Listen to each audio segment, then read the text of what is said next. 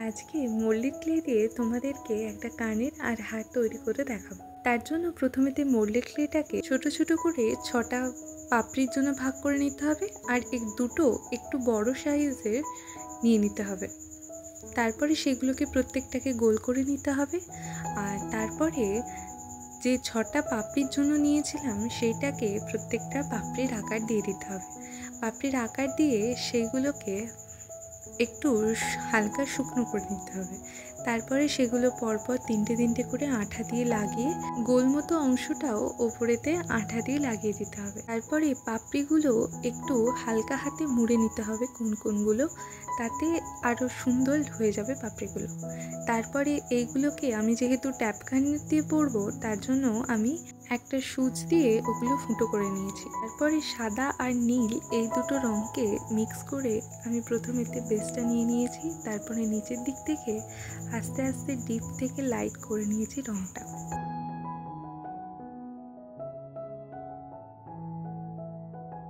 তারপরে কানেরটার রঙটা শুকনো হয়ে যাওয়ার পরেতে আমি দুটো ট্যাপ কানে নিয়ে নিয়েছি মুক্ত দিয়ে, ব্যাস ওর মধ্যে থেকে লাগিয়ে দিলেই কানেরগুলো তৈরি হয়ে যাবে। এরকম ধরনের কানেরগুলো তৈরি করতে মল্লিক ক্লে আর আঠা এই দুটো ছাড়া ট্যাপ কানে লাগে আর তেমন কিছুই মেটেরিয়াল হিসেবে লাগে না।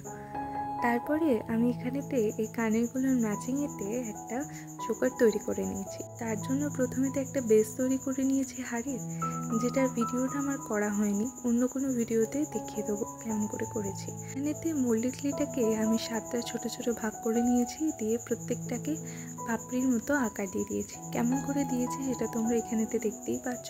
তারপরে বেসটার উপরে আঠা লাগিয়ে 7টা পাপড়ি পরপর আঠা দিয়ে বসিয়ে দিয়েছি ভালো করে।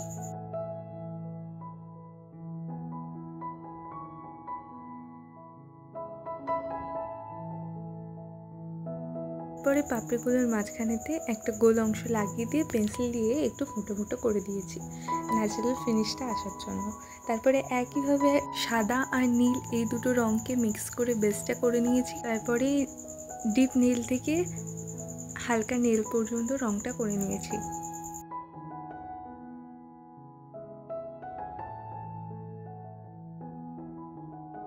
এবার নীল রঙের সুতোটা দিয়ে এর মাঝখান থেকে নিয়ে চলে গেছি, যেখানটা করে আগে থেকে আমি ফুটো করে নিয়েছিলাম। তারপরে এই সুতোটাকে একটু পাকিয়ে নিয়ে নিচের দিকে একটু গিঁট বেঁধে নিয়েছি। ব্যাস এইভাবেই দুটো দিক তৈরি করে নিলেই একটা চোকার তৈরি হয়ে যাবে। তোমাদের কেমন লাগলো ভিডিওটা অবশ্যই জানাবে, আর যদি ভালো লাগে একটা লাইক করে দেবে, চ্যানেলটা সাবস্ক্রাইব করে দেবে। Thank you.